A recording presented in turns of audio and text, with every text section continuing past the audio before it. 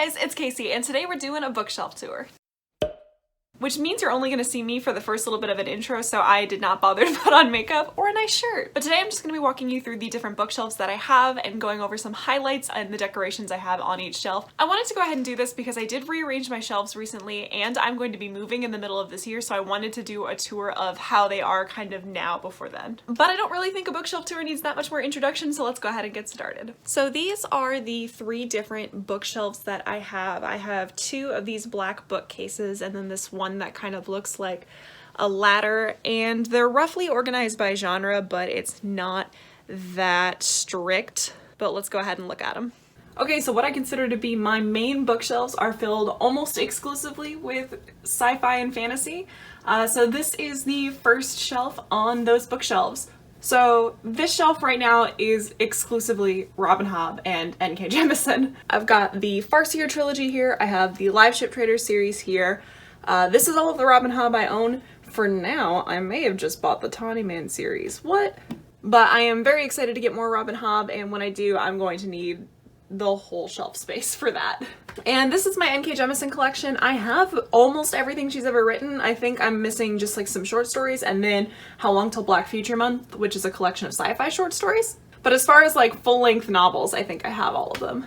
So we've got the Inheritance trilogy here, the Dream Blood duology, the Broken Earth trilogy, and then The City We Became. I've read pretty much everything on this shelf. I'm in the middle of Ship of Destiny right now, and then I haven't yet read the Dream Blood duology, but I've read everything else on this shelf. And then we just have Lara Croft sitting here because, I don't know, seemed like a place she'd go. And then moving across the top, we have what is primarily my sci-fi shelf. So the two bookcases I have are not actually the same. They're the same height and they have the same number of shelves on them, but the proportions are different, and the shelves on this case are actually slightly bigger, so they hold more books. So that's part of why the organization is the way that it is. I don't have all of my fantasy clustered together because I needed more space on some shelves than others, so it's a little bit of a mess, but within each shelf there's usually a theme. Anyway, this is my sci-fi shelf, and I am looking forward to expanding this dramatically. I've been really feeling reading some sci-fi lately, so I'm very excited about it. We've got the first two books in the Locked Tomb trilogy over here. We have Space Opera by Catherine M. Valente, and I don't think I've ever talked about this on my channel, but it is one of the strangest books I've ever read. I think I gave it 3 stars, but I really want to reread it because it was just a weird time. Intergalactic Battle of the Bands. It was pretty good. And up here I have some of my favorites of all time. We have the Hitchhiker's Guide to the Galaxy series, the trilogy in 5 parts, which is one of my favorites of just all time and forever. But then we have The Long Way to a Small Angry Planet by Becky Chambers, which is my current rating favorite of all time. I've talked about this book a lot on my channel. It's my favorite book I read last year, obviously. Honestly, the biggest tragedy of my reorganization and having to condense all of my books is that I can't have this and several other favorites front-facing because I would love to prominently display this, but unfortunately I have too many books and not enough shelves for that. I also have the other 2 entries in the series, but I haven't read them, so we're just gonna not talk about that. I also have this beautiful novelization of the Star Wars trilogy. It's absolutely gorgeous, but if I'm being honest with myself, I'm not sure if it's ever something I'm going to read, but it is just so pretty that I don't want to get rid of it. Like, come on now. Come on now. It's absurdly good. And then the only decoration I have on the sci-fi shelf is this little pop Funko of Garrus Vakarian from Mass Effect, and he deserves to be the only one on the shelf. He could be the only thing on this shelf if he wanted to. I love him. So the next shelf down is my graphic novels, manga, comic book shelf. This one is not as full as I would like it yet, but it does make for a very pleasing arrangement. As far as decorations, I have this little octopus who works as a bookend. We love him. And then we have Colonel Roy Mustang because this is where he should be. I actually want to get all of the Fullmetal Alchemist manga and have him sitting prominently on top, but I haven't started that collection yet. So right now he just chills and keeps Saga from opening and falling onto the floor. We also have the first volume of Saga here. The rest are kind of hidden behind. And I have the first volume covering all of my single issues because I have most of this series in single issues. I think from like 22 up, I have the first printings of all of the single issues, and then below that I have a lot of second printings and I'm missing some here and there. But I was getting this as each issue came out. I absolutely love this series, and maybe someday we'll be out of hiatus hell. And then I've got the first 5 volumes of The Wicked and the Divine there as well. I also have The Sandman by Neil Gaiman, which I haven't started reading, but I'm very excited to get to. Then I have The True Lives of the Fabulous Killjoys by Gerard Way. And this was honestly just okay, but the art was beautiful, and my tiny middle school emo heart loved having this so much that it stays prominently on my shelf. Then right here is my very meager manga collection. Right now it's pretty much just Oran and Hiroaka, but you know, I'm excited to expand it.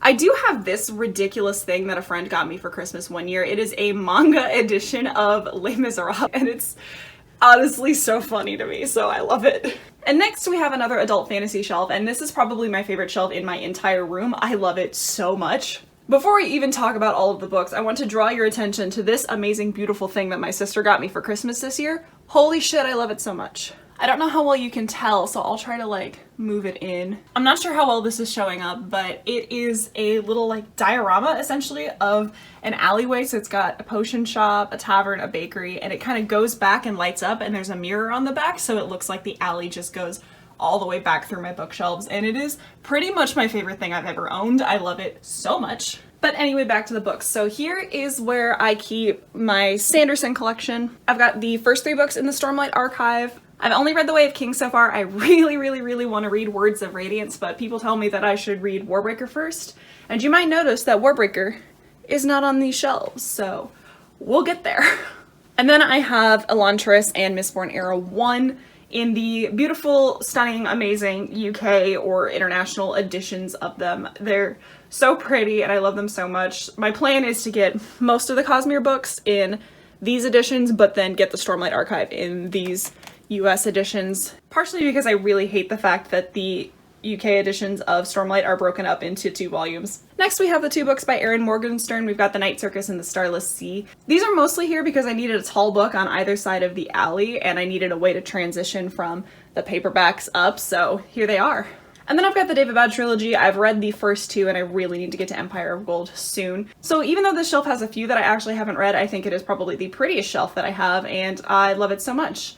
Down here we have another adult fantasy shelf, and this is where I started to put standalones and then some of my series, because this is where it starts to get a little bit messier. We've got Priory of the Orange Tree, which I very badly want to read. We have House in the Cerulean Sea, which again, it's a tragedy that I can't face that one out because this book is perfect. This is where Kings of the Wild goes, but I am currently lending it out to a friend, so just imagine. And then I have the books I have by Neil Gaiman: Ocean at the End of the Lane, Norse Mythology, and American Gods. Next to that, I have a stack of my mass market paperback A Song of Ice and Fire books. I'm not a huge fan of mass market paperbacks, but I will say having the ability to stack these like this really saves space, and I do like that. And then we have the Poppy War trilogy, which honestly should be up on the shelf with the alley, but I couldn't find a way to make it look as aesthetically pleasing there. So it's down here, but it is perfect, and I love it. And then the only decoration I've got is we've got Loki here, and I didn't really know where to put him. But of all of the series that I have, it seemed like he would fit standing on top of these the best, so that's where Loki lives. Next we have another adult fantasy shelf, and I think in a recent video I called this my shelf of shame because there's so many series on here that I haven't actually read. The very first thing on here is my entire V.E. Schwab collection. I've got the Villains Duology and the Darker Shade of Magic series, as well as the Invisible Life of Addie LaRue. I've read all but Vengeful of these now, and I really like Victoria Schwab's writing. And then I have 3 series that I'm desperate to get to but haven't started reading yet, which is the First Law trilogy, the Gentleman Bastard series, and the Greenbone saga. I really want to get to all of these. Sitting on top of the First Law trilogy is this little Bulbasaur planter with a succulent in it. We're not going to look too hard at it because the succulent is suffering and I'm struggling, and I will take no judgment at this time, thank you. But yeah, this is another shelf made primarily of series. This is probably where I have the most space to expand because if I turned these up, I would have a little bit more space, and there's still some room in between all of these. Obviously, Jade Legacy is going to have to go right here when it comes out, so maybe I don't have as much space as I thought I did. What am I going to do? This is actually just a cry for help. And now we are getting closer to the floor, and the closer to the floor you get, the messier and less coherent my shelves are. So this is kind of a catch-all shelf. It has some adult fantasy, it has some young adult fantasy, it has middle grade on it. I don't really know what's up with this one. It's all fantasy though. As far as decorations go, I have this like garden rock that says dream on it. I don't know. I also have this little like 8-bit heart. But yeah, like I said, this shelf just kind of has a weird mixture of things. It has some series that I only have the first book of. The Hobbit is down here, which is ridiculous because Lord of the Rings is elsewhere. But this is also just where the stack of mass markets fit, so there it is. I do have all of my Laini Taylor over here, and it's not on my young adult shelf because I do actually have a dedicated YA shelf. Because there was no room and it looked better over here. And then we have the hardbacks of the Inkheart trilogy, which were my favorite growing up. It's been probably since Ink Death came out and since I was a kid that I really read these, but I remember absolutely adoring them, and I'd really like to read them again. But can we all just take a minute to see how these like naked hardcovers are just so stunning? Like, oh, they're beautiful. I really wonder if these hold up. Moving over now, we have the dedicated YA fantasy shelf. So this is a shelf that holds various YA fantasy series. And I think this is the only shelf in my entire bookshelves that I have read every single book on it. I have this little rose made out of duct tape that a friend made for me, and it just sits over there by Six of Crows. And then I have this little planter that houses all of my bookmarks, some of which are in use. This one's just a tarot card. I love this one because it's supposed to sit on top of the pages and it's super cute. The problem is that it has a tendency to cut into the pages if this knocks into absolutely anything. My roommate made that for me. It's super cute. But yeah, I have entirely more bookmarks than is necessary, especially considering I usually only read one book at a time. But like I said, I've got the Six of Crows duology over there. I have the first 2 books in Last Magician series. I don't know if there's a series name for that. I have the Nevernight trilogy. I have the Raven Cycle, which again is one of my favorites, and I would love to face it out. It used to be, but then, you know, I bought just a ton more books. The Diviner series, and then the Children of Blood and Bone. Now we're down to the last 2 shelves on these bigger bookcases. You may notice that these are not mostly fantasy. This is where I keep my YA contemporary. It's true for this shelf, and it's true for the shelf I keep my adult contemporary books on. Not all of these are strictly speaking contemporary. A lot of them have magical elements to them, but I wouldn't class them as fantasy, so they just kind of live here. Some of my favorites that I want to point out are Turtles All the Way Down by John Green, and of course The Hate You Give by Angie Thomas. Yeah, I don't have a huge amount to say about this shelf. This is just kind of where YA books that aren't fantasy or sci-fi live. I haven't added to this shelf in a minute, and I haven't pulled a book off of this shelf to read in a while. It's really not the mood I have been in for the past 8 months, which is why it has its own small shelf in the bottom corner. There's this very cute cat that a friend of mine got me when he went to Japan. He's got a little fish. We love him. This is the last shelf on my main bookcases, and this is another catch-all shelf of things that just didn't look good elsewhere or that I didn't want to display quite as prominently. So I have the Harry Potter series down here. I also have the bind-up of the Lord of the Rings, which I used to have right next to the Hobbit prominently displayed, but again, aesthetically we couldn't find a way to make it work. But yeah, this is very much a catch-all shelf for fantasy that doesn't fit elsewhere. Again, there is a mixture of middle grade and adult here. It's kind of a mess. It's mostly just tall books that didn't look good in other places, if I'm being honest. As far as decorations go, I've got this like Coke bottle with my name on it. I don't know. I always thought someday I'd put something cool in here and it would justify having it on my shelf more, but I never did. So it is quite literally just trash, but it's customized trash. I also have this Sally Funko Pop that is Day of the Dead themed, and I love her. I have this Nightmare Before Christmas duct tape art. The same friend that made me that rose and has made me a couple of other decorations likes to make duct tape art, so I have this little one of Jack on the Hill. I love it so much, but most of my wall space is taken up by bookshelves, so it lives on this shelf. So this is the start of that ladder bookshelf that I showed you earlier. It is what I typically call my nonfiction shelf, despite the fact that I think only 2 of the shelves on it are nonfiction right now. It was kind of where I housed all of my nonfiction before I bought a ton of books last year and had to condense. So this top shelf is primarily nonfiction. First of all, we've got Jasmine sitting on the top. I'm not going to move her because she is just barely balanced on the edge. But she's sitting on top of my collection of like memoirs or biographies. I don't have a ton of these yet because I found that I actually prefer to listen to them on audiobooks, so I usually get them from the library. But the ones that I do have tend to be right here. And then we got this little plant, this little guy. Don't know what kind of plant it is, don't know what kind of plant any of mine are, to be fair, but he lives right there as a good little book stopper. The other decoration I have on my shelf is this weird duck that also kind of looks like a panda bear. Got it at an arcade once, kind of really liked it, so it just stays there. And then over here we have just kind of assorted nonfiction. I used to have my nonfiction broken down a little bit closer to subject matter, but at this point it's kind of a mess. I do want to go ahead and point out this one because I don't think I've talked about it before, but We Crossed a Bridge and It Trembled is maybe one of my favorite nonfiction books that I've ever read, and it's probably due for a reread. Yes, absolutely, amazing book. I've read probably about half of these, maybe a little bit over half. So not my greatest as far as completion, but that's kind of where I house most of my nonfiction. Another book on here that I think is just really fun is What If by Randall Munroe. So it kind of goes through a bunch of like ridiculous hypothetical questions and talks about whether or not they would be scientifically possible. This is one I've flipped through a bunch, but I don't know if I've ever sat down and really read it the whole way through. And then one shelf down we have something a little bit less bookish, but this is my D&D shelf. I have a copy of the Player's Handbook here kind of displayed. I play a lot of D&D. I've always played in 5th edition, so I have the 5th edition Player's Handbook. But for most of my recent campaigns, we've been doing everything on D&D Beyond, so I don't have a lot of the other physical books, but I have access to that content. But I really like it as a nice little display, and then I have some spell cards that I got for a couple of different characters. And this is art of my first D&D character that I ever made. My sister got that for me. If I can find the name of the artist, I'll link them down below. And it makes me so happy to have her there. And then this is my dice box that a friend of mine made for me. It's got the druid symbol on the front because that was the character I was primarily playing at the time. And then inside, no good way to show this, but inside we have all of my dice.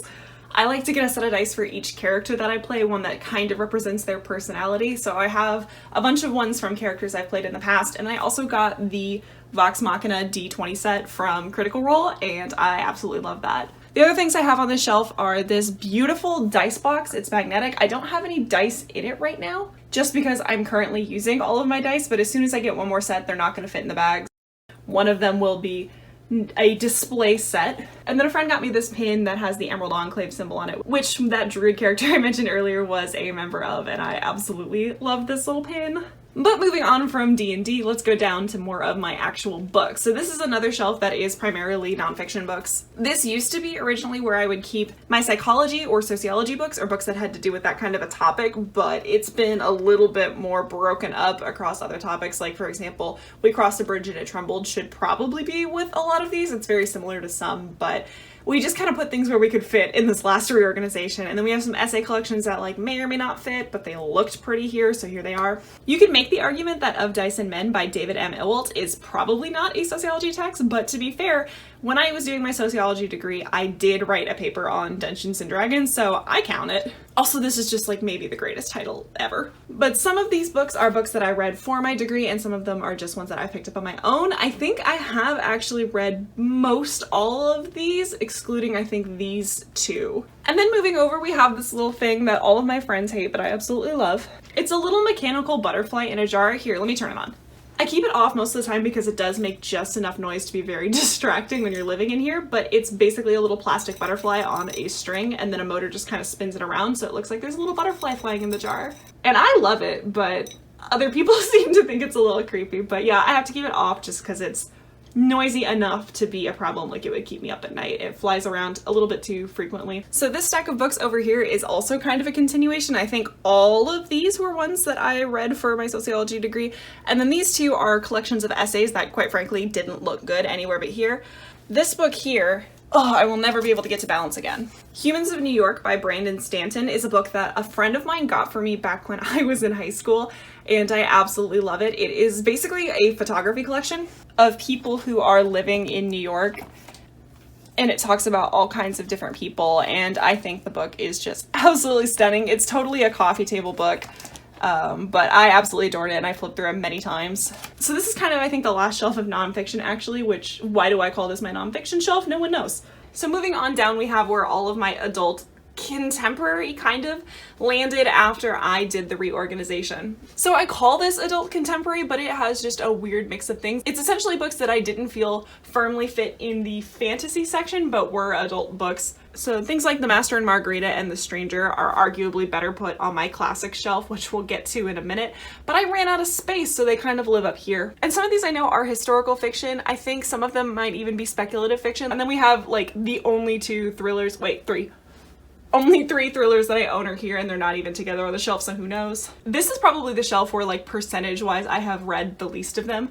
I just don't reach for books that aren't sci-fi and fantasy lately. It just has not happened. But there are a couple books on here that I absolutely love that I want to point out. Last by Andrew Sean Greer, which is one of my favorite books of all time and was in my best books of 2020 video. Americana by Chimamanda Ngozi Adichie, which I read in 2019, I think, and it was absolutely amazing. And then Little Fires Everywhere by Celeste Ng, I absolutely adored. I have Everything I Never Told You by Celeste Ng as well, but Little Fires Everywhere is my favorite. And then I just have a cute little Mickey and Minnie Funko Pops just vibing over there. And then the very bottom shelf on this ladder shelf thing is a weird mix of classics, plays, and poetry, I think. So I think generally my classics are from here over. I don't have a huge classics collection, partially because I don't read them that often, and partially because I really want to find some editions of classics that I love and like try to collect that specific edition.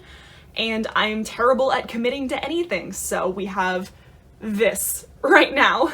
Some of these are books I had to read in school, some of them are ones I got myself. This is kind of my very meager and sad classics collection. The prettiest one on here by far is this copy of Peter Pan, which I got as a gift. It is absolutely beautiful and it's illustrated and I absolutely adore it. I also really love this copy of 2001: A Space Odyssey. It's just the naked hardback and it's so funky. I really love it. And then a little bit further down we have plays, which are mostly things I had to read in high school or things that I actually performed in high school. I don't really have a huge amount to say about these other than the fact that my copy of the Iliad and the Odyssey are different editions and it bothers me till no end, but I can't justify buying the Iliad in these versions because I don't think I will ever read it, but it still drives me insane every time I focus on it. And then over here we have my poetry collection. I've been trying to get into poetry more, but I just really don't know where to start, so I've been kind of picking up random collections and having them out. Again, I haven't read too many of these, but I think some of my favorites are No Matter the Wreckage by Sarah Kay and Life on Mars by Tracy K. Smith. Should I have dusted these shelves before starting to film? Yes, but it is too late now. Alright, but that was all of my bookshelves, so I think that's all I've got for you guys today. If you want to keep up with what I'm reading, I have a link to my Goodreads down in the description below, but other than that, I'll see you guys next time.